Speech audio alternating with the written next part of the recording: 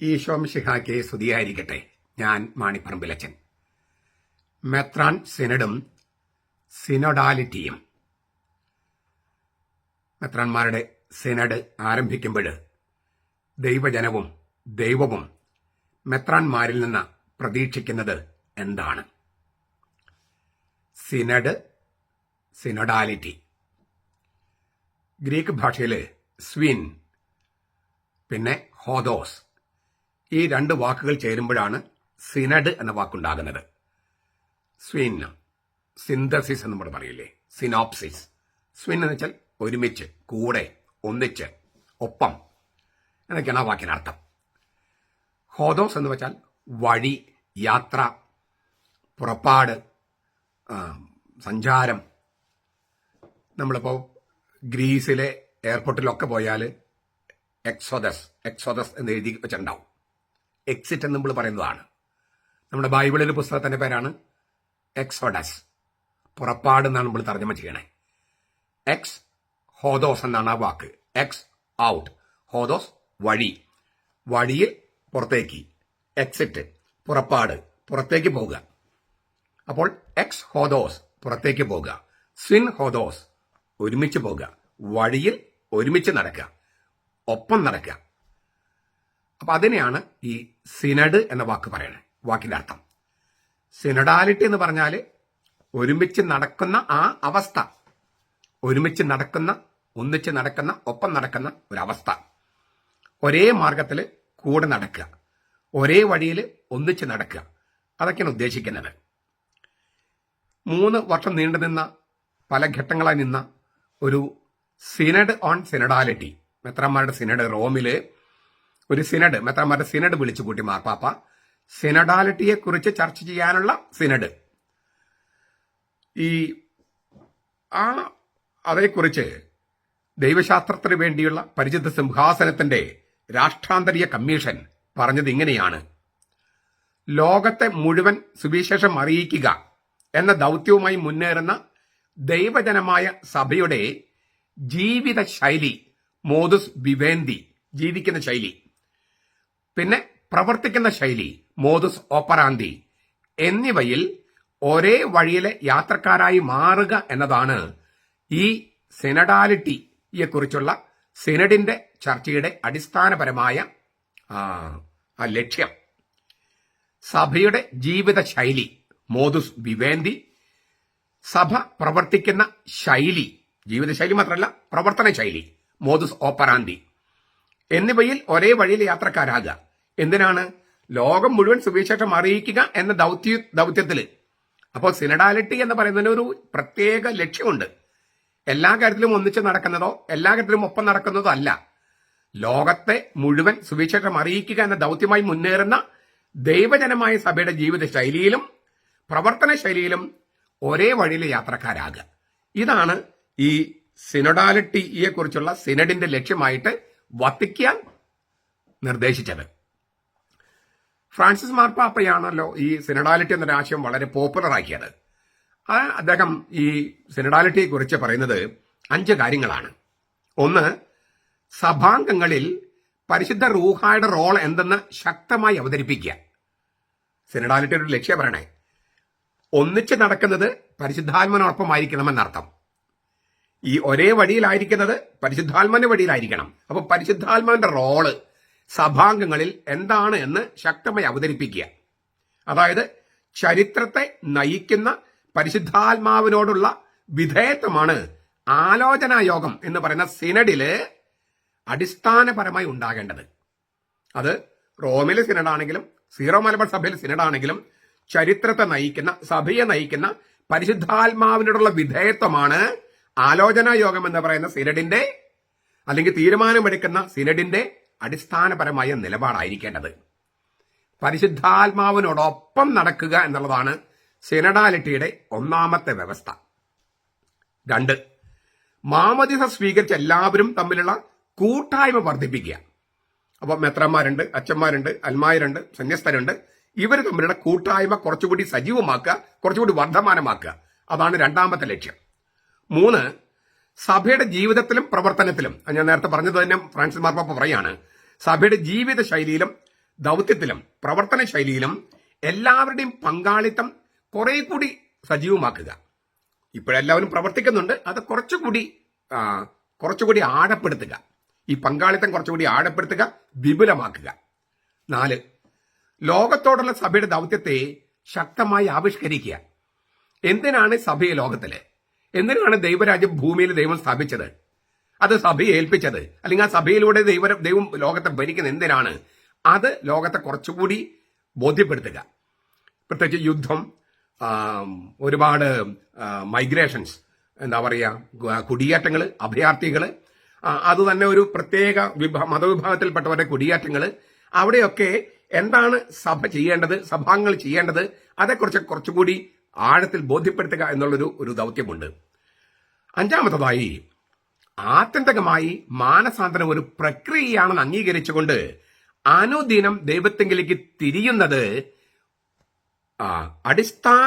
തിരിയുക എന്ന അടിസ്ഥാന സുവിശേഷ സത്യം അരക്കിട്ടുറപ്പിക്കുക. മാനസാന്തരം ഒരു ഒറ്റ നിമിഷം കൊണ്ട് തീർന്നു പോകുന്നതല്ല, ഒരു പ്രക്രിയയാണ്. എല്ലാ പ്രാവശ്യവും ഏത് നിമിഷവും ദൈവത്തെങ്കിലേക്ക് തിരിയുക. ഇക്കാര്യത്തിൽ ദൈവത്തിന്റെ അഭിപ്രായം എന്ത്? ദൈവത്തെങ്കിലേക്ക് തിരിയുക. ഓരോ നിമിഷത്തിലും ദൈവത്തെങ്കിലേക്ക് തിരിയുക. അങ്ങനെ ദൈവത്തിന്റെ അഭിപ്രായം അറിയുക, ദൈവഹിതം തിരിച്ചറിയുമ്പോൾ അത് ചെയ്യുക. ഇതൊരു പ്രക്രിയയാണ്. അപ്പോ ഇതൊരു അടിസ്ഥാന സുവിശേഷ സത്യമാണ്. എല്ലാ കാര്യത്തിലും ദൈവത്തോടൊപ്പമാണോ സഞ്ചരിക്കുന്നതെന്ന് തിരിച്ചറിയാൻ വേണ്ടി ദൈവത്തെങ്കിലേക്ക് തിരിയുക. ഇതിനെയാണ് മാനസാന്തരത്തിന്റെ ഫസ്റ്റ് ഘടകം എന്ന് പറയണേ. പാപത്തിൽ നിന്ന് പിന്തിരിയുന്ന ഒരു ഘടകമാണ്, പക്ഷെ ദൈവത്തെങ്കിലേക്ക് അനുദിനം തിരിയുന്നതാണ് മാനസാന്തരത്തിന്റെ സുപ്രധാന ഘടകം. ധൂർത്തപുത്രൻ പാപത്തിന് പിന്തിരിഞ്ഞ് അവിടെ നിൽക്കുകയല്ല ചെയ്തത്, മറിച്ച് ദൈവത്തെങ്കിലേക്ക് നടന്നു, അപ്പനിലേക്ക് നടന്നു.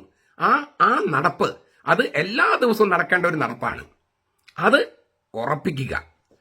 സഭ മൊത്തത്തിലും സഭാംഗങ്ങൾ വ്യക്തിപരമായും ഈ മാനസാന്തരത്തിന് വിധേയമാകണം. മാനസാന്തരം എന്ന് പറഞ്ഞാൽ ചില ആളുകൾക്ക് മാത്രമുള്ളതല്ല. ഇപ്പൊ ഞാൻ പ്രസംഗിക്കുമ്പോൾ ദൈവവചനം ഇരുതല വാളാണ്. എന്നെയും മുറിക്കുന്നു, നിങ്ങളെയും മുറിക്കുന്നു.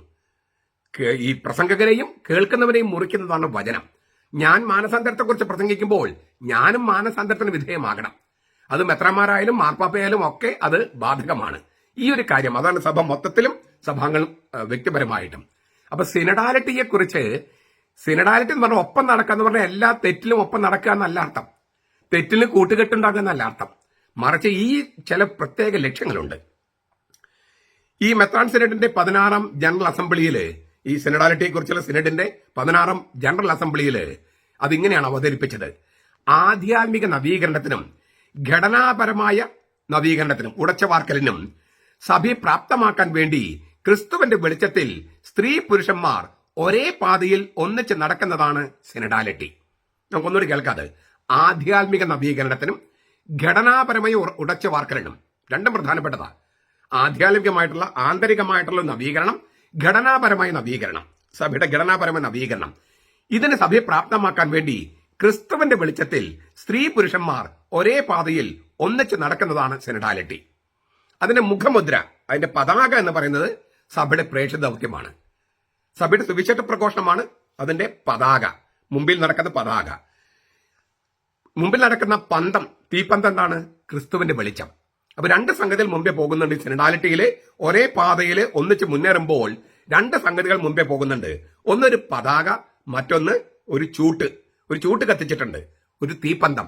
അതെന്താണ്? ക്രിസ്തുവിന്റെ വെളിച്ചം. ക്രിസ്തുവിന്റെ വെളിച്ചവും സുവിശേഷ പ്രഘോഷണമാണ് പതാക, ക്രിസ്തുവിന്റെ വെളിച്ചമാണ് തീപ്പന്തം അഥവാ ചൂട്ട്. അപ്പൊ ക്രിസ്തുവാകുന്ന ചൂട്ട് കത്തിച്ച്, ലോകത്തിന്റെ പ്രകാശം ക്രിസ്തുവാകുന്ന ചൂട്ട് കത്തിച്ച് മുമ്പേ നടക്കുന്നു. ആ പതാക സുവിശേഷമാണ്. ഇത് രണ്ടുമായിട്ട് പോകുന്ന പാതയില് സ്ത്രീ പുരുഷന്മാര് ഒരുമിച്ച് നടക്കുമ്പോൾ രണ്ട് കാര്യങ്ങൾ അവർക്ക് സംഭവിക്കണം.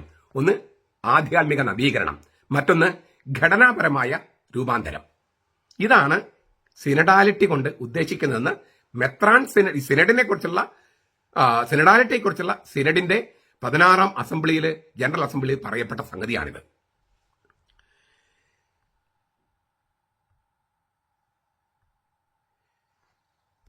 അത് ഒന്നുകൂടി വ്യക്തമാക്കിയിട്ട് 3 ഘടകങ്ങളാണെന്ന് ഈ സിനഡിൽ പറയുന്നുണ്ട്. ഈ സിനഡാലിറ്റിയെ കുറിച്ചുള്ള സിനഡില്: കൂട്ടായ്മ, പങ്കാളിത്തം, പ്രേക്ഷിത പ്രവർത്തനം. കൂട്ടായ്മ, പങ്കാളിത്തം, പ്രേക്ഷിത പ്രവർത്തനം. ഇത് മൂന്നുമാണ് സിനഡാലിറ്റിയുടെ ഏറ്റവും അടിസ്ഥാനപരമായ ഘടകങ്ങൾ. കത്തോലിക്ക സഭയിൽ ഈ സിനഡാലിറ്റിക്ക് ഒരു പ്രത്യേക അർത്ഥമുണ്ട്. അടിസ്ഥാനപരമായി വിശ്വാസ സമൂഹമാണ് കത്തോലിക്ക സഭ. ആരാധന സമൂഹമാണ്, വിശ്വാസ സമൂഹമാണ്, വിശ്വാസം പ്രഘോഷിക്കുന്ന ആരാധന സമൂഹമാണ്. അതുകൊണ്ട് തന്നെ പരിശുദ്ധാത്മനെ ശ്രവിച്ചുകൊണ്ട് സഭയുടെ പൊതുവായ പ്രേക്ഷിത ദൗത്യത്തിൽ ദൈവഹിതം എന്തെന്ന് വിവേചിച്ചറിയാനും ദൈവജനം എന്ന നിലയിൽ ഒരേ വഴിയിൽ സഞ്ചരിക്കാനുമുള്ള സമർപ്പണമാണ് സിനഡാലിറ്റി. പരിശുദ്ധാത്മാവിനെ ശ്രവിച്ചുകൊണ്ട് സഭയുടെ പൊതുവായ പ്രേക്ഷിത ദൗത്യത്തിലും ആരാധനാ രീതികളിലും ദൈവഹിതം എന്തെന്ന് വിവേചിച്ചറിയാനും ദൈവജനം എന്ന നിലയിൽ ഒരേ വഴിയിൽ സഞ്ചരിക്കാനുമുള്ള സമർപ്പണമാണ് സിനഡാലിറ്റി. ചുരുക്കത്തിൽ വ്യത്യസ്തമായ വീക്ഷണങ്ങളുണ്ട്. സ്ത്രീ പുരുഷന്മാരുടെ വീക്ഷണങ്ങൾക്ക് അന്തരമുണ്ട്, യുവാക്കളുടെ വീക്ഷണമുണ്ട്, വൃദ്ധന്മാരുടെ വീക്ഷണമുണ്ട്, കുട്ടികളുടെ വീക്ഷണമുണ്ട്, അന്യമതസ്ഥരുടെ വീക്ഷണങ്ങളുണ്ട്. ഈ അഭിപ്രായങ്ങളെല്ലാം കേൾക്കണം, എല്ലാം പഠിക്കണം. എങ്കിലും അവയെക്കുറിച്ച് പരിശുദ്ധാത്മാവിനോട് വിധേയപ്പെട്ട് ക്രിസ്തുവിന്റെ വെളിച്ചത്തിൽ ഉറക്കെ ചിന്തിക്കണമെന്നാണ്. പരിശുദ്ധാത്മാവിന്റെ തുണയില് ക്രിസ്തുവിന്റെ വെളിച്ചത്തിൽ ഈ അഭിപ്രായങ്ങളെക്കുറിച്ചെല്ലാം ഉറക്കെ ചിന്തിക്കണം. എന്താണ് ഈ ഉറക്കെ ചിന്തിക്കണം എന്ന് പറഞ്ഞാൽ? ചർച്ച ചെയ്യണം, പ്രാർത്ഥിച്ച് ചർച്ച ചെയ്യണം. പരിശുദ്ധ റൂഹായോടുള്ള വിധേയത്വത്തില് ക്രിസ്തുവിന്റെ വെളിച്ചത്തില് ഇത് വ്യത്യസ്ത അഭിപ്രായങ്ങളെല്ലാം കേട്ട് അതിൽ നിന്ന് ഈ ഉറക്കെ ചിന്തിച്ച് എല്ലാം കേട്ട് അതിൽ നിന്ന് ദൈവം വെളിപ്പെടുത്തുന്ന സംഗതികൾ നമുക്ക് ഉരുത്തിരിഞ്ഞ് കിട്ടും. ഇതിലൂടെയെല്ലാം ദൈവം എന്താണ് വെളിപ്പെടുത്തുന്നത്, ദൈവഹിതം എന്തെന്ന് വെളിപ്പെട്ട് കിട്ടും. ആ ദൈവഹിതം വെളിപ്പെട്ട് കിട്ടുമ്പോൾ അതിൽ ഒറ്റക്കെട്ടായി നിൽക്കണം. ഞാനിങ്ങനെ അഭിപ്രായം പറഞ്ഞിട്ടുണ്ട്, ആ അഭിപ്രായം സ്വീകരിച്ചിട്ടില്ല, അതുകൊണ്ട് ഞാൻ നിങ്ങൾ എന്ത് തീരുമാനിച്ചാലും എനിക്ക് സ്വീകാര്യമല്ല എന്ന് പറയാൻ പറ്റില്ല. ഇപ്പോ 140 കോടി കത്തോലിക്കരുണ്ട്. 140 കോടി കത്തോലിക്കർക്ക് അതിനേക്കാൾ കൂടുതൽ കോടികൾ അഭിപ്രായം ഉണ്ടാവും. 200 കോടി ക്രിസ്ത്യാനികളുണ്ട്, അവർക്ക് അതിനേക്കാൾ കൂടുതൽ അഭിപ്രായം ഉണ്ടാവും. മറ്റു മതങ്ങളുടെ അഭിപ്രായങ്ങളുണ്ട്. എല്ലാ അഭിപ്രായവും നമുക്ക് സ്വീകരിക്കാൻ പറ്റില്ലല്ലോ. അപ്പൊ എല്ലാ അഭിപ്രായങ്ങളും കേട്ട് അത് ചർച്ച ചെയ്ത് അതിന് രണ്ട് കാര്യങ്ങൾ വേണം. ഒന്ന്, പരിശുദ്ധാത്മാവിന് വിധേയപ്പെട്ട് വേണം ചർച്ച ചെയ്യാൻ, ക്രിസ്തുവിന്റെ വെളിച്ചത്തിലായിരിക്കണം. അപ്പോഴാണ് ദൈവഹിതം വെളിപ്പെടുക. അങ്ങനെ ദൈവഹിതം വെളിപ്പെടുമ്പോൾ അതിന് വിധേയപ്പെടുന്നതാണ് സിനഡാലിറ്റി എന്ന് പറയണേ, ഒരുമിച്ച് പോകുന്ന പറയണേ. അല്ലാതെ ഞാനൊരു അഭിപ്രായം പറഞ്ഞു അത് സ്വീകരിച്ചില്ല, അതുകൊണ്ട് നിങ്ങൾ എന്ത് തീരുമാനിച്ചാലും നമുക്കത് സ്വീകാര്യമല്ല. അത് സിനഡാലിറ്റി അല്ല, അത് വിഭാഗീയതയാണ്. പിന്നെ കത്തോലിക്ക സഭയായതുകൊണ്ട് തന്നെ സുവിശേഷത്തിൽ വെളിപ്പെടുത്തിയിരിക്കുന്ന സത്യങ്ങൾക്കെതിരെയുള്ള വീക്ഷണങ്ങൾ അല്ലെങ്കിൽ സഭയുടെ അടിസ്ഥാന സ്വഭാവത്തെ താറുമാറാക്കുന്ന പ്രത്യയശാസ്ത്രങ്ങൾ ഇതൊന്നും സ്വീകരിക്കാൻ സഭയ്ക്ക് കഴിയില്ല. അത് പഴയ തലമുറയായാലും പുതിയ തലമുറയായാലും എത്ര പുരോഗമിച്ചാലും ദൈവം വെളിപ്പെടുത്തിയ, ക്രിസ്തുവിലൂടെ വെളിപ്പെടുത്തിയ സത്യങ്ങൾക്ക് എതിരായ വീക്ഷണങ്ങൾ, സഭയുടെ അടിസ്ഥാന സ്വഭാവത്തെ താറുമാറാക്കുന്ന പ്രത്യയശാസ്ത്രങ്ങൾ ഇതൊരിക്കലും സ്വീകരിക്കാൻ പറ്റില്ല. എത്ര കേമമായാലും, എത്ര മൗലികമെന്ന് തോന്നിയാലും, ഇല്ലെ ക്രിയേറ്റീവ് എന്ന് തോന്നിയാലും, സർഗാലോകമെന്ന് തോന്നിയാലും, എത്ര പുരോഗമനമെന്ന് തോന്നിയാലും. പുരോഗമനം എന്ന് പറയുന്നത് ബൈബിളില് പുറകോട്ട് പോകുന്നതാണ്. ഞാനത് പലപ്പോഴും പറഞ്ഞിട്ടുണ്ട്. ഈ ഖേദം എന്ന വാക്കാണ് ഉപയോഗിക്കുന്നത്.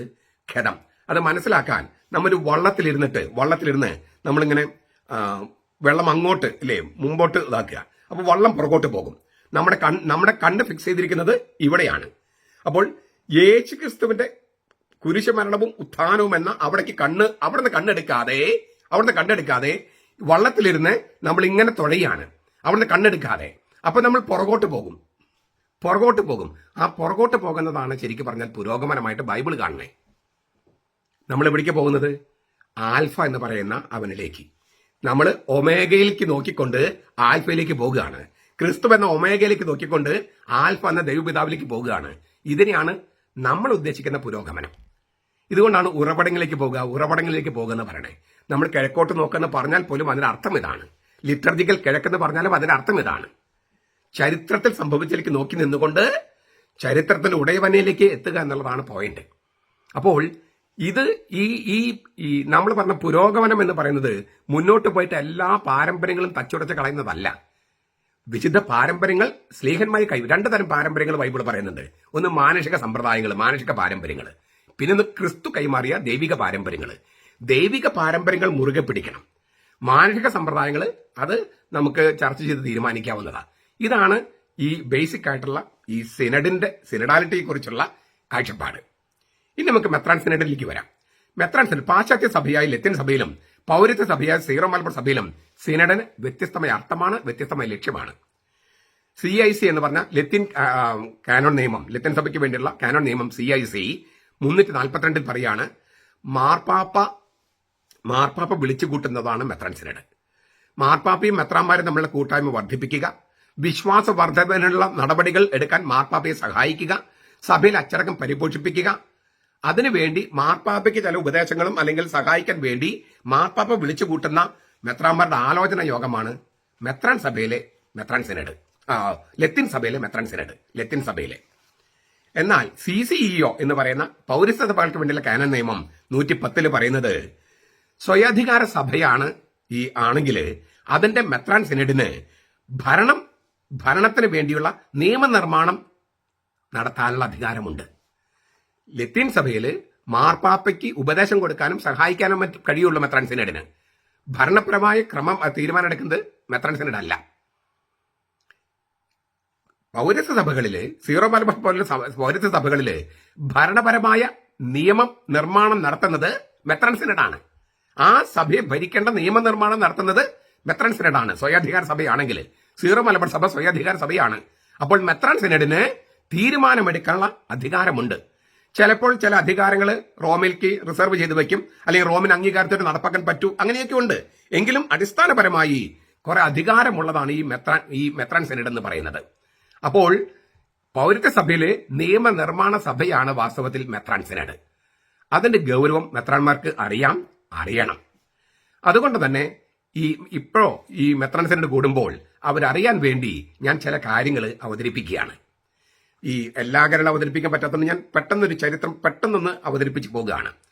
1599 ഉദയംപേരൂർ സൂനോദോസിൽ വെച്ച് നമ്മുടെ പൗരത്യ കത്തോലിക്ക വിശ്വാസം നെസ്റ്റോറിയനാണെന്ന് ആരോപിച്ച് അത് തെറ്റിദ്ധരിപ്പിച്ച് പലതരത്തിൽ നമ്മുടെ ലിറ്റർജി തിരുത്തി വികൃതമാക്കി. എന്നാലും ഒരു പാടെ റദ്ദാക്കിയില്ല. പൗരസ്ത്യ കത്തോലിക്ക സഭയുടെ വിശ്വാസം, അത് സീറോ മലബാർ സഭയുടെ വിശ്വാസം നെസ്റ്റോറിയനാണെന്ന് തെറ്റിദ്ധരിപ്പിച്ച് നമ്മുടെ ലിറ്റർജിയിൽ പലതരത്തിലുള്ള തിരുത്തലുകൾ വരുത്തി വികൃതമാക്കി. ഇതിനെതിരെ നമ്മുടെ പ്രതിഷേധങ്ങൾ പല രൂപത്തിൽ പല നൂറ്റാണ്ടുകളായി മുന്നോട്ട് പോയി. കൂനം ഗുരുസത്യക്ക് അതിലത്തെ ഒരു ഘടകമാണ്. ഒരുപാട് ഘടകങ്ങൾ ഉണ്ടായിട്ടുണ്ട്. ഈ തോമായുടെ സിംഹാസനം എന്ന് പറയുന്ന പുസ്തകത്തിനകത്ത് ഞാനത് കുറച്ചൊക്കെ ഒരു രത്നച്ചുരുക്കം കൊടുത്തിട്ടുണ്ട്. നിങ്ങൾ പലരും പുസ്തകം വാങ്ങിച്ചിട്ടുണ്ട്. അങ്ങനെ നമ്മളിങ്ങനെ നമ്മുടെ പ്രതിഷേധങ്ങളും നമ്മുടെ ഇത് വീണ്ടെടുക്കാൻ വേണ്ടി ശ്രമങ്ങളൊക്കെ വന്നപ്പോൾ 1934 ഡിസംബർ 1 നമ്മുടെ ലിറ്റർജിയുടെ പുനരുദ്ധാരണം വേണമെന്ന് ആ നിലപാട് വത്തിക്കാൻ സ്വീകരിച്ചു. 1934 ഡിസംബർ 1 വത്തിക്കാൻ തീരുമാനിച്ചു ഈ ഉദയംപേരൂർ സൂനോദോസിൽ വെച്ച് മാറ്റി വികൃതമാക്കപ്പെട്ട ആ സംഗതികളൊക്കെ മാറ്റി അതിന്റെ മൗലിക രൂപത്തിൽ നമ്മുടെ ലിറ്റർജി വീണ്ടെടുക്കണമെന്ന് 1934 ഡിസംബർ 1 വത്തിക്കാൻ അംഗീകരിച്ചു. പിന്നെയും ചർച്ചകളൊക്കെ പോയിട്ട് 1959 ഞാൻ ജനിക്കുന്ന 1964 രണ്ടാമത്തെ സൂനോദോസ് നടക്കുന്ന സമയത്ത് 1959 റോമിൽ നിന്ന് തന്നെ ഒരു ചെറിയ പുസ്തകം പബ്ലിഷ് ചെയ്തു. ഓർഡോ സെലബ്രാസിയോനിസ് കൂദാശ എന്നാണ് അതിന്റെ പേര്. പൗരസ്ത്യ സഭകൾക്ക് വേണ്ടി തിരുസംഘം കൂദാശയുടെ ആഘോഷക്രമം സീറോ മലബാർ സഭയുടെ ഉപയോഗത്തിന് റോമ 1959 ഇങ്ങനൊരു പുസ്തകം റോമയിൽ നിന്ന് പ്രിന്റ് ചെയ്ത് എന്തെല്ലാം കാര്യങ്ങളാണ് വേണ്ടത് എന്ന് അതിനകത്ത് എഴുതി. ഇതിനകത്ത് എഴുതിയിട്ടുണ്ട് മാർ തോമസ് ലീവ വേണമെന്ന്, കാപ്പയുടെ പുറകിൽ മാർ തോമസ് ലീവ വേണമെന്ന് 1959. അന്ന് പൗത്തിൽ പിതാവ് അച്ഛനായിട്ടുണ്ടോ എന്ന് എനിക്ക് അറിഞ്ഞുകൂടാ. ഈ പൗത്തിൽ പിതാവാണത് ഉണ്ടാക്കിയെന്ന് പറഞ്ഞ് നടക്കുന്നുണ്ടല്ലോ. അവരെ വിളിച്ചിട്ടാണല്ലോ ഈ അൽമായസിനടക്കം വിളിച്ച് ഗംഭീരമാക്കി നടക്കണേ. അതായത് പൗരത്യ സഭകൾക്ക് എതിരെയുള്ള ആളുകളെയാണ് ഈ അൽമായസിനടുകാർ വിളിച്ചിട്ട് ചെയ്യുന്നത്. മാർപ്പാപ്പയ്ക്ക് എതിരെയുള്ളവര്, നിരീശ്വരവാദികള്. അപ്പൊ തന്നെ നിങ്ങൾക്ക് അറിയാലോ അത് എന്തുമാത്രം സഭാവിരുദ്ധമാണെന്ന്, പാപ്പാവിരുദ്ധമാണെന്ന്, വിശ്വാസവിരുദ്ധമാണെന്ന്. എന്നിട്ടും അതിൽ പങ്കെടുക്കാൻ കുറെ പേര് പോയിട്ടുണ്ട്. അതിനർത്ഥം അവർക്ക് സഭയോടൊരു സ്നേഹമുണ്ടെന്നല്ല. അവർക്ക് ചില നേരത്തെ ഞാൻ പറഞ്ഞില്ലേ ഏകഛത്രാധിപത്യം എന്ന് പറയുന്ന സ്വേച്ഛാധിപത്യം, അൽമായ സ്വേച്ഛാധിപത്യം, മെത്രാന്മാരെ വരുതിക്ക് നിർത്താൻ കഴിയുന്ന ഒരു അൽമായ സ്വേച്ഛാധിപത്യമാണ് അവർ ലക്ഷ്യം വെക്കുന്നത്. മെത്രാന്മാരെ ഇത് നിങ്ങൾ തിരിച്ചറിയണം. നിങ്ങളുടെ അധികാരം നിലനിർത്താൻ വേണ്ടി തന്നെ ഞാൻ പറയുന്നത്. നിങ്ങൾക്കെതിരെയല്ല, നിങ്ങൾ അധികാരം നിലനിർത്തണം. പക്ഷേ ആ അധികാരം നിലനിർത്തണമെങ്കിൽ നിങ്ങൾക്ക് എന്ത് അധികാരമുണ്ടെന്ന് അറിയണം, അത് പ്രയോഗിക്കാൻ അറിയണം. അത് ഈ തരത്തിൽ വരുതിക്ക് നിർത്താനും നിയന്ത്രിക്കാനും അല്ല. അല്ലാതെ അതിന്റെ ക്രെഡിബിലിറ്റി വീണ്ടെടുത്തുകൊണ്ട് നിങ്ങൾ ചെയ്യണം. അപ്പോൾ നിങ്ങൾക്ക് ബഹുമാനം കിട്ടും, സഭയിൽ അച്ചടക്കം ഉണ്ടാകും. ഇല്ലെങ്കിൽ ശീഷ്മയും പാഷാണ്ഡതയുമായിട്ട് ഇനിയും നമ്മൾ മുന്നോട്ട് പോകും. റോം നടപടികൾ എടുക്കുന്നില്ല എന്ന് കരുതിയിട്ട് നിങ്ങളൊക്കെ ശരിയാണ് എന്ന് വരില്ല. റോം നടപടികൾ എടുക്കാനായിട്ട് വൈകുന്നതിന് പല കാരണങ്ങളുണ്ട്. ദൈവം നടപടികൾ എടുക്കാനും വൈകുന്നതിന് കാരണങ്ങളുണ്ട്. അത് ബിബ്ലിക്കൽ കാരണങ്ങൾ ഞാൻ പലപ്പോഴും വ്യക്തമാക്കിയിട്ടുണ്ട്. ഇനിയിപ്പോൾ അതിലേക്ക് പോകുന്നില്ല. അപ്പോൾ റോം നടപടി എടുക്കാത്തത് കൊണ്ട് നിങ്ങൾ ചെയ്യുന്നതൊക്കെ ശരിയാണ് എന്ന് വരരുത്. മാത്രമല്ല, ഇത്തരത്തിൽ നിങ്ങൾ വരുതിക്ക് നിർത്താൻ പറ്റുന്ന തരത്തിൽ അൽമായ സംഘടനകൾ ഒരു വിഭാഗീയ ശക്തിയായി മാറുന്നത് സഭയ്ക്ക് ഗുണം ചെയ്യില്ല. അല്ലാതെ ഈ അൽമായ സംഘടന നടത്തിയിട്ട് മാണിപ്പറമ്പിളസിന് വ്യക്തിപരമായ ദോഷമുള്ളത് കൊണ്ടല്ല ഇത് പറയുന്നത്. അവർ വ്യക്തിപരമായിട്ട് എനിക്ക് ഒരു ദോഷം ചെയ്തിട്ടില്ല. പക്ഷെ അതല്ല പ്രശ്നം, സഭയുടെ നന്മയാണ് ഞാൻ പറയുന്നത്. അപ്പോൾ 1959 തന്നെ ഈ ഇങ്ങനെ ഒരു സംഗതി, അതായത് എന്തെല്ലാം കാര്യങ്ങൾ നമ്മുടെ പുനരുദ്ധാരണത്തിൽ വേണമെന്ന് വ്യക്തമാക്കി റോമിൽ നിന്ന് രേഖ വന്നു. 1962-65 കാലയളവിലാണ് രണ്ടാം വത്തിക്കാൻ സൂനോദോസ്. അതില് പൗരത്യ സഭകൾ എന്ന് പറഞ്ഞൊരു ഡിഗ്രി ഉണ്ട്. അതിൽ 6-ാം നമ്പറിൽ ഇങ്ങനെ എഴുതിയിട്ടുണ്ട്: നിയമാനുസൃതമായ ആരാധനക്രമങ്ങളും ശിക്ഷണക്രമങ്ങളും സംരക്ഷിക്കേണ്ടതുണ്ടെന്ന് എല്ലാ പൗരത്യ സഭകളും അറിഞ്ഞിരിക്കട്ടെ. നിയമാനുസൃതമായ ആരാധനക്രമങ്ങളും ശിക്ഷണക്രമങ്ങളും. ഭാരതീയ പൂജ നിയമാനുസൃതമല്ല, നമ്മുടെ ശിക്ഷണ രീതിയുമല്ല. ഈ മിനി മാസ് നമ്മുടെ ആരാധനക്രമമല്ല, ശിക്ഷണക്രമത്തിൽ പെടുന്നതല്ല. നിയമാനുസൃതമായ ആരാധനക്രമങ്ങൾ, ശിക്ഷണക്രമങ്ങൾ സംരക്ഷിക്കേണ്ടതുണ്ടെന്ന് എല്ലാ പൗരത്യ സഭകളും അറിഞ്ഞിരിക്കട്ടെ. ജൈവികമായ വളർച്ചയ്ക്ക് വേണ്ടി അല്ലാതെ, ഓർഗാനിക് ജൈവികമായ ഏച്ചുകെട്ടലല്ല, ജൈവിക വളർച്ചയ്ക്ക് വേണ്ടി അല്ലാതെ യാതൊരു മാറ്റവും അവയിൽ വരുത്താൻ പാടില്ല. അതിനാൽ ഏറ്റവും വിശ്വസ്തയോടെ ഇവയെല്ലാം പൗരസ്ത്യർ തന്നെ അനുസരിക്കണം. എറണാകുളം രൂപതക്കാരുടെ പറയണേ, ഏറ്റവും വിശ്വസ്തയോടെ പൗരസ്ത്യർ തന്നെ ഇത് അനുസരിക്കണം. മുമ്പത്തേക്കാൾ കൂടുതലായി ഇവ പഠിക്കുകയും പൂർണ്ണമായി ആചരിക്കുകയും വേണം. കാലത്തിന്റെയോ വ്യക്തികളുടെയോ സാഹചര്യങ്ങൾക്ക് അടിപ്പെട്ട് തങ്ങൾക്ക് ചേരാത്ത വിധത്തിൽ ഇവയിൽ നിന്ന് വ്യതിചലിച്ചു പോയിട്ടുണ്ടെങ്കിൽ പൗരാണിക പാരമ്പര്യത്തിലേക്ക് തിരിച്ചു വരണം. പൗരത്യ സഭകൾ നമ്പർ 6. കാലത്തിന്റെയോ വ്യക്തികളുടെയോ പാറകട്ടിൽ പിതാവിന്റെയോ സാഹചര്യങ്ങൾക്ക് അടിപ്പെട്ട് തങ്ങൾക്ക് ചേരാത്ത വിധത്തിൽ ഇവയിൽ നിന്ന് വ്യതിചലിച്ചു പോയിട്ടുണ്ടെങ്കിൽ പൗരാണിക പാരമ്പര്യം തിരിച്ചു വരണം. ഇതാണ് രണ്ടാം വത്തിക്കാൻ സൂനോദോസ് പറഞ്ഞിരിക്കുന്നത്. എറണാകുളത്തെ വൈദികരും അൽമായ മുന്നേറ്റക്കാരും ഇതൊന്ന് വായിക്കണം. ഇതിന്റെയൊക്കെ വെളിച്ചത്തില് 1962 നാം നമ്മുടെ തനത് തക്സ വീണ്ടെടുത്തു. റോം അത് അംഗീകരിച്ചു. പൂർണ്ണമായും മതഭക അഭിമുഖ കുർബാനയാണത്. 1962 അത് വീണ്ടെടുത്തതിന്റെ വെളിച്ചത്തിലാണ് ഈ ഡോക്യുമെന്റിൽ എഴുതിയതും. ഈ വീണ്ടെടുക്കലും ഈ ഡോക്യുമെന്റ് എഴുതുന്നതൊക്കെ ഏതാണ്ട് ഒരേ കാലയളവില. എന്നാൽ ഈ രണ്ടാം വത്തിക്കാൻ സൂനോദോസ് കഴിഞ്ഞ് തിരിച്ചു വന്ന പാറക്കാട്ടിൽ പിതാവ് 1968 ആരുടെയും അനുവാദമില്ലാതെ, റോമിന്റെ പോലും അനുവാദമില്ലാതെ ജനാഭിമുഖ കുർബാന തുടങ്ങി. തക്സയില് പോലും ഇപ്പൊ നമ്മൾ പറഞ്ഞ ഏകീകൃത കുർബാന പോലെ ആകാമെന്ന് എഴുതി വെച്ചിട്ട് അദ്ദേഹം ആ തക്സയിൽ എഴുതിയിരിക്കുന്നത് പോലും വിരുദ്ധമായിട്ട് പൂർണ്ണ ജനാഭിമുഖ കുർബാന തുടങ്ങി. അത് തിരിച്ചറിഞ്ഞ റോം പലപ്പോഴും തിരുത്താൻ ആവശ്യപ്പെട്ടു.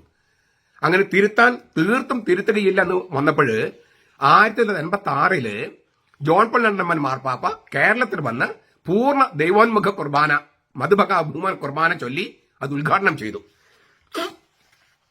അത് ഉദ്ഘാടനം ചെയ്യുന്നതിന് മുമ്പ് പാറക്കെട്ട് പിതാവിന് 2 വർഷം മുമ്പ്, ഈ മാർപ്പാപ്പ വരുന്ന 2 വർഷം മുമ്പ് രാജിവെപ്പിച്ചു. മാർപ്പാപ്പയെ അനുസരിക്കാത്തത് കൊണ്ടാണ് രാജിവെപ്പിച്ചത് പാറക്കെട്ടിൽ പിതാവിനെ. ഇപ്പോഴും പാറക്കെട്ടിൽ പിതാവിനെയാണ് അവരുടെ മാർപ്പാപ്പയായിട്ട് എറണാകുളത്ത് വിമത വൈദികർ കൊണ്ടു നടക്കുന്നത്. മാർപ്പാപ്പയെ അനുസരിക്കാത്തതിന്റെ പേരിൽ രാജിവെപ്പിച്ച ആളാണ്. അവർ മാർപ്പാപ്പയെ അനുസരിക്കാത്തത് കൊണ്ടാണ് എറണാകുളത്തെ വിമത വൈദികരും മുന്നേറ്റക്കാരും മാർപ്പാപ്പയെ അനുസരിക്കാത്തത് കൊണ്ടാണ് പാറക്കെട്ടിൽ പിതാവിനെ ഇപ്പോഴും അവരുടെ ദൈവമായിട്ട് കൊണ്ടു നടക്കണേ. മാർപ്പാപ്പ ഇവിടുന്ന് കുർബാന ചൊല്ലാൻ വരുന്ന സമയത്ത് പിന്നെയും അദ്ദേഹത്തിന് അവിടെ റിട്ടയർ ചെയ്യാൻ ഇനിയും പ്രായം ഉണ്ടായിരുന്നു. എന്നിട്ട് അതിന് മുമ്പ് രാജിവെപ്പിച്ചത് മാർപ്പാപ്പയെ അനുസരിക്കാൻ തയ്യാറല്ലാത്തത് കൊണ്ടായിരുന്നു. 1962 തനത് തക്സ ഉപയോഗിച്ചിട്ടാണ്, അതിൽ അത്യാവശ്യം ചെറിയ ഭേദഗതികളൊക്കെ വരുത്തിയിട്ടാണ് 1986 കോട്ടയത്ത് വെച്ച് ജോൺ പോൾ രണ്ടാമൻ മാർപ്പാപ്പ പൂർണ്ണ മധുഭക അഭിമുഖമായ കുർബാന ചൊല്ലി ഇത് ഉദ്ഘാടനം ചെയ്തത്.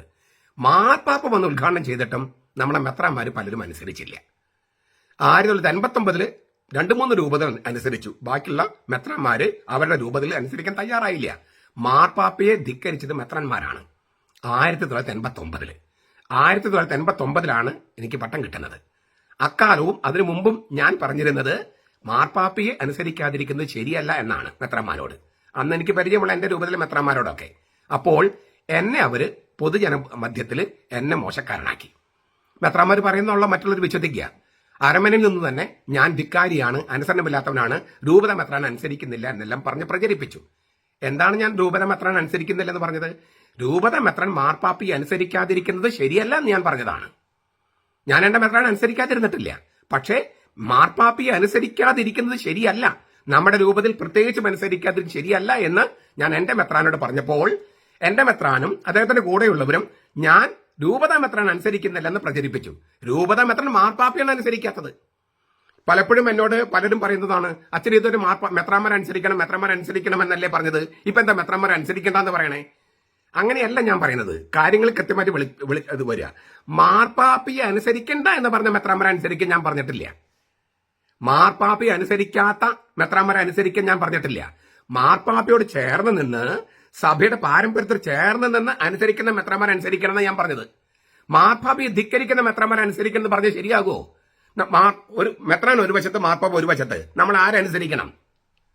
മാർപ്പാപ്പ ഇവിടെ വന്ന് ചൊല്ലിയ കുർബാന അത് മെത്രാന്മാർ അനുസരിക്കണം എന്ന് ഞാൻ പറഞ്ഞു. അതല്ലേ ശരി? ഇപ്പൊ നമ്മൾ ഇപ്പൊ കാണുന്ന ഈ സഭയിലെ പ്രശ്നങ്ങൾ മുഴുവൻ അന്ന് മാർപ്പാപ്പയെ അനുസരിക്കാത്ത മെത്രാന്മാര് വരുത്തി വെച്ചതാണ്. ഞാൻ മെത്രാന്മാരെ കുറ്റപ്പെടുത്തുകയല്ല, ഞാൻ സത്യമാണ് പറയണേ. ഇത് നിങ്ങൾക്കും അറിയാവുന്ന കാര്യമാണ്, ലോകം മുഴുവൻ അറിയാവുന്ന കാര്യമാണ്. അങ്ങനെ ഈ മാർപ്പാപ്പയെ അനുസരിക്കാതിരിക്കുന്നത് ശരിയല്ല എന്ന് തോന്നി. അങ്ങനെ എന്ത് ചെയ്തു? 89 തൊട്ട് 99 10 കൊല്ലം ചർച്ചകളുടെ വെളിച്ചത്തിൽ മാർപ്പാപ്പയെ അനുസരിക്കാതിരിക്കുന്നത് ശരിയല്ല എന്ന് മെത്രാന്മാർക്ക് ബോധ്യമായി. 1999 നമ്മുടെ മെത്രാൻ സെനഡ് ഒരു നിർണായക തീരുമാനമെടുത്തു. ഞാൻ അതേക്കുറിച്ച് ഒരുപാട് നരികുളച്ചന് മറുപടി കൊടുക്കുമ്പോൾ ഞാൻ കൃത്യമായിട്ട് ഇതിന് ഉത്തരം കൊടുത്തിട്ടുണ്ട്. വളരെ സർഗാത്മകമായ ഒരു തീരുമാനമെടുത്തു. എന്താണ്? ഇപ്പൊ നമ്മൾ പറഞ്ഞ ഏകീകൃത കുർബാനയ്ക്കുള്ള തീരുമാനം. ആ തീരുമാനം കേട്ടിട്ട് അത് വായിച്ചിട്ട് ബെനഡിക്ട് മാർപ്പാപ്പ സ്പിരിറ്റ് ഓഫ് ദ ലിറ്ററേച്ചർ എന്ന പുസ്തകത്തിൽ, അതേ വർഷം എഴുതിയ സ്പിരിറ്റ് ഓഫ് ദ ലിറ്ററേച്ചർ പുസ്തകത്തിൽ എഴുതിയിട്ടുണ്ട്, ഈ ഏകീകൃത കുർബാനയാണ് കുറച്ചുകൂടി സ്വീകാര്യമെന്ന്. അത് സീറോ മലബാർ സഭയുടെ മെത്രാൻ സെനറ്റ് കണ്ടുപിടിച്ച ഒരു സർഗാത്മക കണ്ടുപിടുത്തം. അതായത് വചന ശുശ്രൂഷ ജനാഭിമുഖമായിട്ടും അനാഫറ ദൈവോന്മുഖമായിട്ടും. ആ സർഗാത്മകമായ കണ്ടുപിടുത്തം നമ്മുടെ മെത്രാൻ സെനറ്റ് ചെയ്തതാണ്, നമ്മുടെ മെത്രാന്മാർ ചെയ്തതാണ് 1999. ആ സെനറ്റിൽ പങ്കെടുത്ത സകല മെത്രാന്മാരോടും ഞാൻ അഭിനന്ദനങ്ങൾ അറിയിക്കുകയാണ്. നിങ്ങളുടെ സർഗാത്മകമായ കണ്ടുപിടുത്തമായിരുന്നു. അതിൽ ആവേശം കൊണ്ടിട്ടാണ് സ്പിരിറ്റ് ഓഫ് ദ ലിറ്ററേച്ചർ എന്ന പുസ്തകത്തിൽ ബെനഡിക്ട് മാർപ്പാപ്പ ഇത് നല്ല ഒരു രീതിയാണ്, പൂർണ്ണ ദൈവോന്മുഖ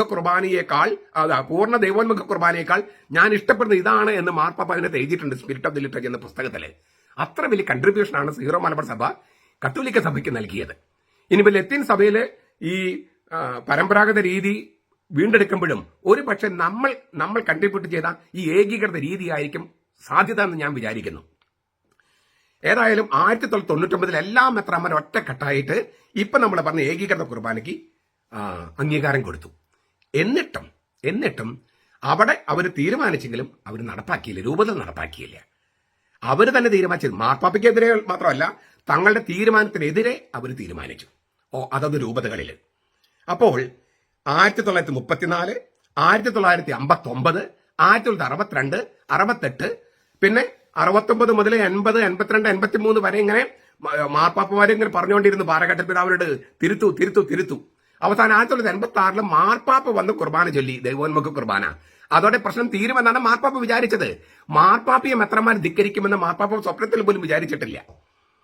എന്നിട്ടും മെത്രാന്മാർക്ക് തിരിച്ചറിവ് വന്നത് 10 കൊല്ലം കഴിഞ്ഞിട്ടാണ് 1999. ആ മെത്രാന്മാർ തീരുമാനിച്ച ഏകീകൃത കുർബാന ചൊല്ലാൻ എല്ലാവരും ഒറ്റക്കെട്ടായിട്ട് അവർ തീരുമാനിച്ച തീരുമാനം അവർ തന്നെ അതത് രൂപതകളിൽ ലംഘിച്ചു. ഇപ്പോ ഈ കാണുന്ന മൊത്തം പ്രശ്നങ്ങൾക്ക് കാരണം അന്നത്തെ ഈ അനുസരണക്കേടാണ്. അതിന്റെ ഫലമാണ് ഇപ്പൊ നമ്മൾ കൊയ്യുന്നത്. അപ്പൊ ഇപ്പൊ നമ്മൾ കാണുന്നതെല്ലാം ശരിക്കും പറഞ്ഞാൽ അന്നത്തെ പാപം വെച്ച് നോക്കുമ്പോൾ കമ്പാരിറ്റീവ്ലി ചെറുതാണ്. അത് കഴിഞ്ഞ് പിന്നെ ഈ 99 തീരുമാനം ഒരു മെത്രാനും ചോദ്യം ചെയ്തില്ല, ഒരു ഘട്ടത്തിലും ചോദ്യം ചെയ്തില്ല. 2021 നടപ്പാക്കാൻ തീരുമാനിച്ചു.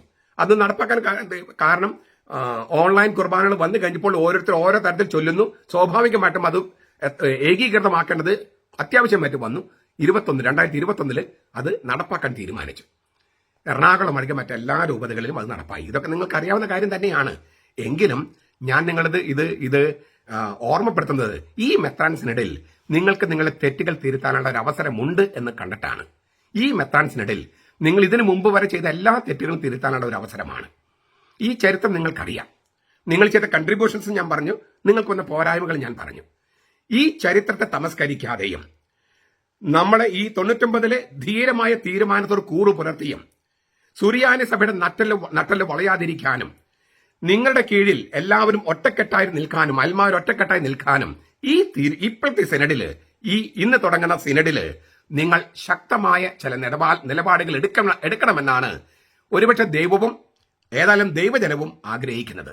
ദൈവജനം അതാണ് ആഗ്രഹിക്കുന്നത്.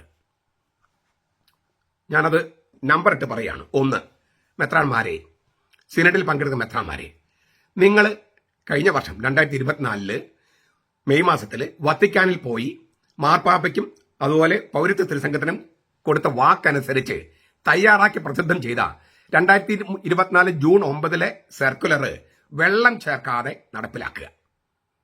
നിങ്ങൾ വത്തിക്കാനിൽ പോയി കൊടുത്ത ആ വാക്കനുസരിച്ച് നിങ്ങൾ പ്രസിദ്ധം ചെയ്ത 2024 ജൂൺ 9 സർക്കുലർ വെള്ളം ചേർക്കാതെ നടപ്പിലാക്കുക. നിങ്ങളുടെ വാക്കിന് വിലയുണ്ടെന്ന് നിങ്ങൾ തന്നെയാണ് തെളിയിക്കേണ്ടത്. നിങ്ങളുടെ നഷ്ടപ്പെട്ട പ്രതിച്ഛായ വീണ്ടെടുക്കാനുള്ള സുവർണ അവസരമാണ്.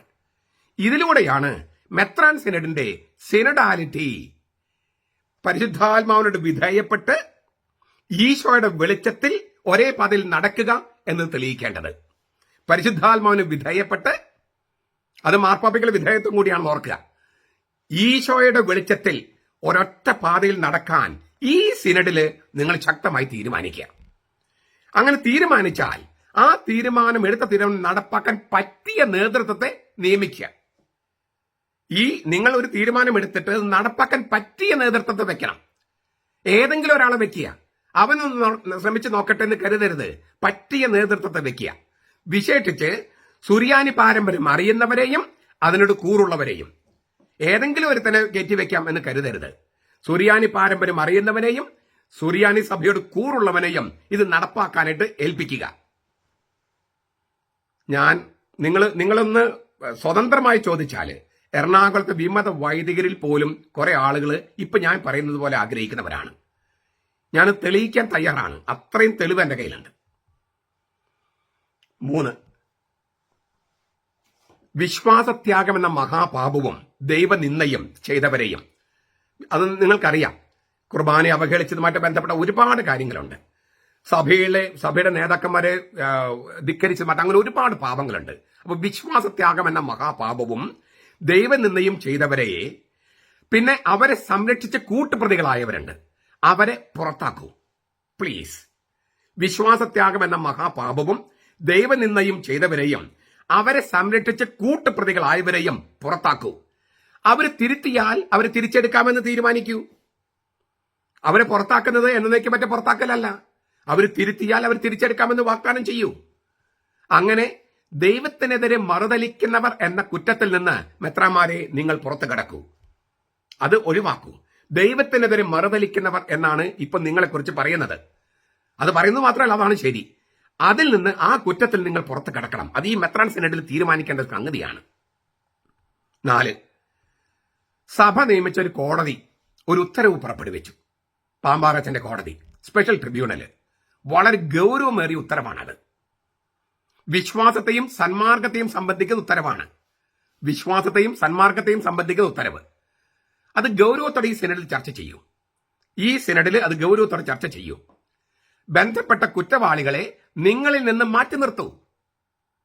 അവർ തെറ്റ് തിരുത്തിയാൽ തിരിച്ചു വരാനുള്ള സംവിധാനം ഒരുക്കൂ. ഇതുമായിട്ട് ബന്ധപ്പെട്ട കുറ്റവാളികളെ നിങ്ങളിൽ നിന്ന് മാറ്റി നിർത്തൂ. അവർ തെറ്റ് തിരുത്താൻ തയ്യാറാണെങ്കിൽ തിരിച്ചെടുക്കാം. അത് അടുത്ത സിനഡിൽ തീരുമാനിക്കാം. 5, നിങ്ങൾ തന്നെ ആവർത്തിച്ച് ഞങ്ങൾ അറിയിച്ചതാണ് ഏകീകൃത കുർബാന നിങ്ങളുടെ തീരുമാനമാണെന്ന്. ഞാൻ പറഞ്ഞു, സീറോ മലബാർ സഭയില്, പൗരത്വ സഭയില് മെത്രാൻ സിനഡ് നിയമനിർമ്മാണ സഭയാണ്. നിങ്ങളെടുത്ത തീരുമാനമാണ് ഏകീകൃത കുർബാന. അത് പൗരത്വ തിരുസംഘം അംഗീകരിച്ചു. മാർപ്പാപ്പ നടത്താൻ 4 പ്രാവശ്യം ആഹ്വാനം ചെയ്തു. ഇത് നിങ്ങൾ തന്നെയാണ് ഞങ്ങൾ അറിയിച്ചത്. എന്നിട്ട് നിങ്ങൾ തന്നെ മാർപ്പാപ്പയെ ധിക്കരിച്ച് ശീഷ്മേലാകുന്ന അവസ്ഥ സൃഷ്ടിക്കുന്നത് ശരിയാണോ? അതിന്റെ ഗൗരവം നിങ്ങൾക്ക് മനസ്സിലാകുന്നുണ്ടോ? ആ അവസ്ഥ തിരുത്തൂ. നിങ്ങൾ തന്നെ മാർപ്പാപ്പിയെ ധിക്കരിക്കുന്ന ഒരു അവസ്ഥ, നിങ്ങൾ തന്നെ നിങ്ങളുടെ തീരുമാനത്തിന് എതിരാകുന്ന അവസ്ഥ, അത് തിരുത്തൂ. നിങ്ങളൊരു വൈരുദ്ധ്യത്തിൽ ഇരിക്കുകയാണ്, അത് തിരുത്തൂ. കുറ്റം ചെയ്യുന്നവരെ സംരക്ഷിക്കുന്നതിലല്ല, പരിശുദ്ധാത്മാവിന് വിധേയപ്പെടുന്നതിലാണ് മെത്രാൻ സിനഡിന്റെ സിനഡാലിറ്റി എന്ന് ഈ സിനഡിൽ തെളിയിക്കൂ. കുറ്റം ചെയ്യുന്നവരെ സംരക്ഷിക്കുന്നതിലല്ല, പരിശുദ്ധാത്മാവിന് വിധേയപ്പെടുന്നതിലാണ് മെത്രാൻ സിനഡിന്റെ സിനഡാലിറ്റി. അത് തെളിയിക്കണം നിങ്ങൾ. ഇപ്പോൾ നിങ്ങൾ കുറ്റം ചെയ്യുന്നവർക്ക് സംരക്ഷണം ഏർപ്പെടുത്തുകയാണ്, അത് തെറ്റാണ്. 6, ദൈവജനമായ സാധാരണക്കാരായ മനുഷ്യരെ മുൾമുനയിൽ നിർത്താതെ കാര്യങ്ങൾക്ക് തീർപ്പുണ്ടാക്കൂ. ഇനി ഒരു 10 കൊല്ലം ഇങ്ങനെ പോകട്ടെ, 15 കൊല്ലം ഇങ്ങനെ പോകട്ടെ എന്ന് ചിന്തിക്കാതിരിക്കൂ. സാധാരണക്കാരായ ദൈവജനത്തിന് നെടുവീർപ്പുകൾ മനസ്സിലാക്കൂ. അത് പരിഹരിക്കാൻ പ്രായോഗിക നടപടികൾ എടുക്കൂ. നിങ്ങൾ തന്നെ എടുത്ത തീരുമാനം നടപ്പാക്കി കിട്ടാനായി ദൈവജനത്തെ തെരുവിലിറക്കുന്ന മഹാപാപം ചെയ്യുന്നത് നിർത്തൂ. നിങ്ങൾ തന്നെ എടുത്ത തീരുമാനം അത് നടപ്പാക്കി കിട്ടാനായി ദൈവജനം തെരുവിലിറങ്ങേണ്ടി വരുന്ന ഒരു അവസ്ഥ, അതൊരു മഹാപാപമാണ് നിങ്ങൾ ചെയ്യുന്നത്. അത് ചെയ്യരുത്, അത് നിർത്തൂ. അവരെല്ലാവരും ദൈവത്തിന് മുമ്പിൽ ഒന്നിച്ച് കരഞ്ഞാൽ ആ കണ്ണീർ കടലിൽ ഒഴുകി പോകാനുള്ള കരുത്തെ നിങ്ങൾക്കുള്ളൂ. 7, എറണാകുളം അങ്കമാലി അതിരൂപതയിലെ പ്രശ്നങ്ങൾ ഒരു പ്രാദേശിക പ്രശ്നം, ഒരു രൂപതയുടെ പ്രശ്നം എന്ന് നിങ്ങൾ കരുതരുത്. അത് സീറോ മലബാർ സഭയുടെ മാത്രം പ്രശ്നമല്ല, കേരള സഭയുടെ മാത്രം പ്രശ്നമല്ല, ആഗോള കത്തോലിക്ക സഭയുടെയും ഒരുപക്ഷെ ക്രിസ്തു ധർമ്മത്തിന്റെയും പ്രശ്നമാണ്. അത് അങ്ങനെ തന്നെ കാണണം. നിങ്ങളൊഴികെ മെത്രാന്മാരൊഴികെ ബാക്കി എല്ലാവരും കാണുന്നത് ആഗോള കത്തോലിക്ക സഭയുടെ പ്രശ്നമാണെന്നാ. മെത്രാന്മാർ മാത്രം വിചാരിക്കുന്നത് പ്രാദേശിക പ്രശ്നമാണെന്നാ. അവിടെ നിങ്ങൾ ദൈവജനത്തോടൊപ്പമല്ല നടക്കുന്നത്. നിങ്ങൾക്ക് സിനഡാലിറ്റി ഇല്ല. ദൈവജനം മുഴുവൻ കണക്കാക്കുന്നത്, ലോകം മുഴുവൻ കണക്കാക്കുന്നത് ഇത് ആഗോള സഭയുടെ പ്രശ്നമാണെന്നാ.